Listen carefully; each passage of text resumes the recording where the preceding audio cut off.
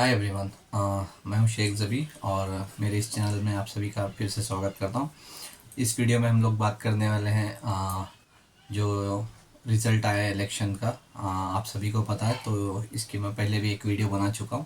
तो इस बार इस वीडियो में स्पेशली यूपी के जो रिज़ल्ट आए हैं तो उस बारे में बात करने वाले हैं। यूपी के अगर हम लोग बात करें तो यूपी में टोटल 80 सीटें हैं एमपी की। तो वहाँ पे इस बार बहुत बड़ा मुद्दा था बीजेपी के पास। पहले तो मोदी और योगी की जोड़ी।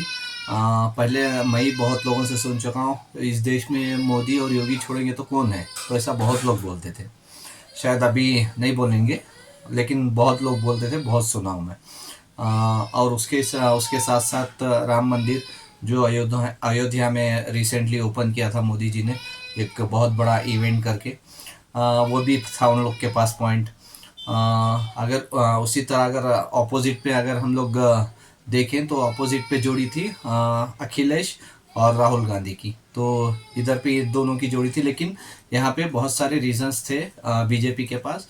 एक तो राम मंदिर का मुद्दा था, लोगों को बताने के लिए मोदी योगी की जोड़ी थी।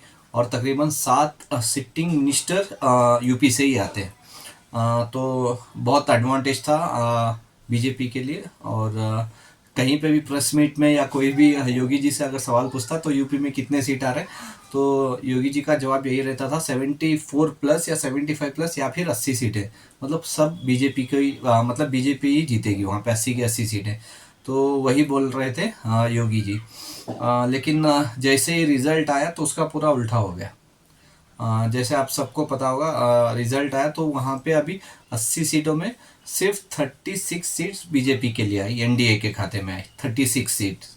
और सिर्फ अखिलेश के समाजवादी पार्टी को 37 सीट्स मिली, सिर्फ एक ही पार्टी को। अगर उसमें कांग्रेस को एक 6 सीट अगर वो मिला है तो 43 सीट्स इंडिया अलायंस को मिली और एनडीए को 36 सीट्स मिली। जबकि लास्ट इलेक्शन जब हुआ था 2019 में, तो वहाँ पे 62 सीट्स बीजेपी को आई थी। तो अगर इस हिसाब से हम लोग देख लें, तकरीबन 26 सीट्स कम हुई है बीजेपी की। तकरीबन 26 सीट्स कम हुई है। और यहाँ पे सीधा सीधा फ़ायदा मिल रहा है अखिलेश को, अखिलेश यादव, क्योंकि अगले साल वहाँ पे सीएम इलेक्शन भी है। तो ये बहुत बड़ा प्लस पॉइंट हो सकता है। शायद उनकी सरकार बन जाए, अखिलेश और राहुल गांधी का चमत्कार फिर चल जाए और अगले साल उनकी सरकार बन जाए, तो कुछ भी हो सकता है। लेकिन जैसे बीजेपी को यहाँ पे इतने सीट्स का माइनस हुआ, तो लॉस हुआ, तो अभी वहाँ पे प्रॉब्लम ये है, क्या योगी जी को ये सीएम पद से हटाएंगे बीजेपी वाले, मतलब मोदी जी, क्योंकि अभी 9 तारीख को ये शपथ लेंगे। तो शायद उसके बाद योगी जी का नंबर लगने वाला है मेरे हिसाब से, और योगी जी को वो सीएम पद से हटा भी सकते हैं, क्योंकि अगले साल इलेक्शन है। और जहाँ जहाँ पे इलेक्शन नज़दीक आ रहे थे, 6 महीना 1 साल, तो लास्ट अगर 1 साल या 2 साल का हम लोग बीजेपी का रिकॉर्ड देखें, तो जिस स्टेट में इलेक्शन थे 1 साल 2 साल, तो वहाँ पे सीएम चेंज कर रहे थे वो बीजेपी वाले। शायद यूपी में भी पॉसिबल है, तो योगी जी को चेंज कर सकते हैं। क्योंकि लोग बोल रहे थे पहले मोदी के बाद कौन, तो बोलते थे योगी। तो मोदी जी तो शायद ये नहीं चाहेंगे कि वो रहते हुए मोदी जी के लेवल कोई बीजेपी में ही सही कोई कंपटीशन आ जाए।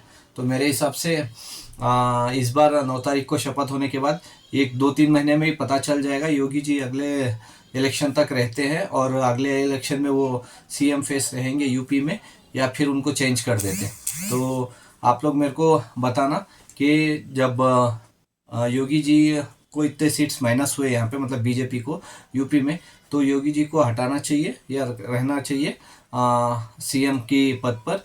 और दूसरी बात, अगर नेक्स्ट साल जो इलेक्शन आने वाला है तो उसमें अखिलेश यादव को जीतने की चांसेस है या योगी आदित्यनाथ को, तो मेरे को कमेंट्स में बताना। Bye, take care.